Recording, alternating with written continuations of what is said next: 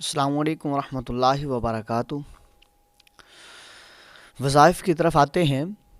اباب ذی وقار، اگر کسی کو دل کی تکلیف ہے، دل کی بیماری ہے، دل کا اٹیک ہے، یا وال دل کا بند ہے، یا جو ہے وہ دل میں درد ہوتا ہے، دل جو ہے وہ زیادہ دھڑکتا ہے، تو اگر اس کو دل کی بیماری ہے، وہ پریشان ہے، تو وہ آئیے قرآن پاک کی اس آیت کریمہ کا ورد کیجئے، تو اللہ تبارک و تعالی آپ کو شفائے کاملہ و عاجلہ عطا فرمائے گا۔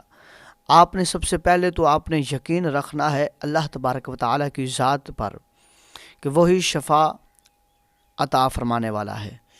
تو احباب ذی وقار، اس کے بعد اول آخر درود شریف پڑھنا ہے، اور پھر اس آیت کریمہ کو الذین آمنوا وتطمئن قلوبهم بذکر اللہ الا بذکر اللہ تطمئن القلوب، اس آیت کریمہ کو آپ نے جو ہے وہ طاق مرتبہ پڑھنا ہے، یعنی کہ آپ 41 مرتبہ اس آیت کریمہ کو پڑھ لیں۔